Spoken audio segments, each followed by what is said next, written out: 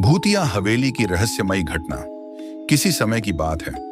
एक छोटे से गांव के पास एक पुरानी हवेली खड़ी थी। यह हवेली सदियों से वीरान और सुनसान थी और गांव वाले अक्सर इसे भूतिया हवेली कहकर डरते थे। लोगों का कहना था कि हवेली में एक भूतिया आत्मा बसी हुई है जो रात के समय गांव वालों को परेशान करती थी। हवेली की दीवारों पर सड़ा हुआ किवाड़, टूटे फर्श और गहरी चुप्पी थी जो इसकी डरावनी स्थिति को और भी बढ़ा देती थी। एक दिन गांव में एक युवा लड़का राहुल आया। वह साहसी और निडर था। उसे अपनी जान पर खेलकर किसी रहस्यमयी मामले को सुलझाने का शौक था।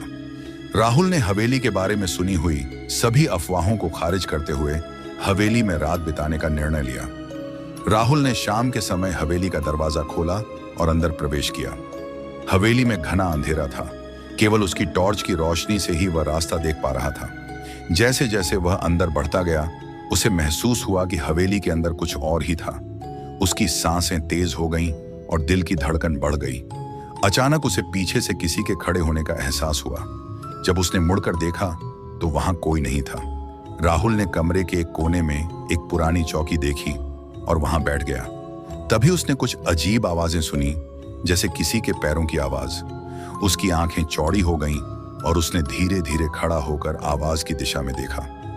अचानक कमरे का दरवाजा बंद हो गया और हवेली में अजीब सी सर्दी महसूस होने लगी। फिर वह आवाज और भी तेज होने लगी। राहुल डर के बजाय और साहस से आवाज का पीछा करने लगा। राहुल ने देखा कि आवाज एक पुराने खंडहर से आ रही थी। जब वह उस खंडहर के पास पहुंचा तो देखा कि वहां एक पुराना ताबूत रखा हुआ था। ताबूत के ऊपर कोई अजीब निशान बना हुआ था।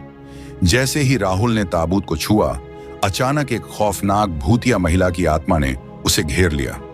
महिला की आंखों में गुस्सा और शोक था और वह चिल्लाई, तुमने मुझे क्यों जगाया?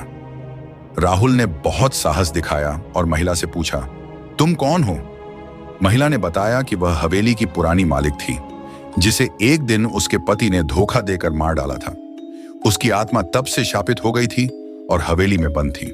राहुल ने महिला की मदद का वादा किया और हवेली के पुरानी किताबों से उस महिला के पति के बारे में जानकारी जुटाई। उसने गांव के बुजुर्गों से भी सुनी थी कि पति की आत्मा को शांति देने का तरीका था। राहुल ने उस रात हवेली के अंदर पूजा की और महिला की आत्मा को शांति दिलाई। अंत में महिला की आत्मा को शांति मिल गई और हवेली में सब कुछ सामान्य हो गया। राहुल ने यह तय किया कि वह अब इस रहस्यमयी घटना को दुनिया से साझा करेगा, ताकि किसी और को उस आत्मा की पीड़ा का सामना न करना पड़े। हवेली अब पूरी तरह से शांत हो गई थी और कोई भी भूतिया घटना नहीं घटी।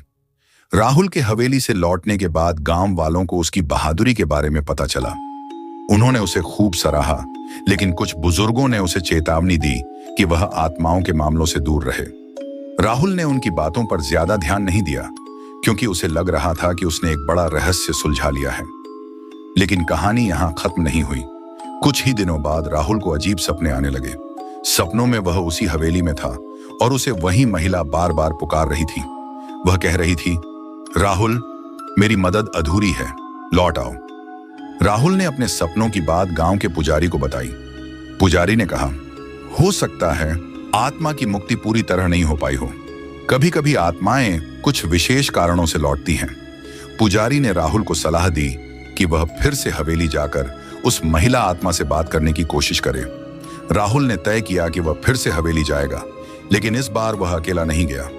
उसने अपने दो दोस्तों अर्जुन और नीतू को अपने साथ लिया। राहुल, अर्जुन और नीतू रात के समय हवेली पहुंचे। जैसे ही उन्होंने दरवाजा खोला, हवेली के अंदर की हवा और भी ठंडी थी।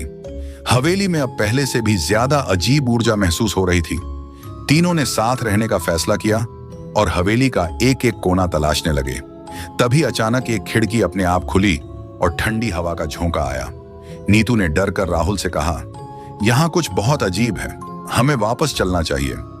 लेकिन राहुल ने उन्हें समझाया कि यह जरूरी है।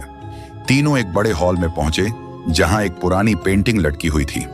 पेंटिंग में एक व्यक्ति और महिला की तस्वीर थी। राहुल ने पहचान लिया कि यह वही महिला थी जिसकी आत्मा उसने पहले देखी थी। लेकिन उसके साथ खड़ा व्यक्ति कौन था? पेंटिंग के नीचे एक संदूक रखा था।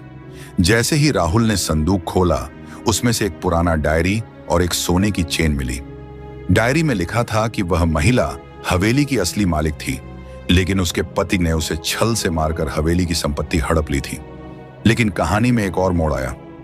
डायरी में यह भी लिखा था कि पति की आत्मा भी हवेली में कैद है और वह बहुत शक्तिशाली है। राहुल ने समझा कि महिला की आत्मा तभी पूरी तरह मुक्त हो सकती है जब उसके पति की आत्मा को भी खत्म किया जाए।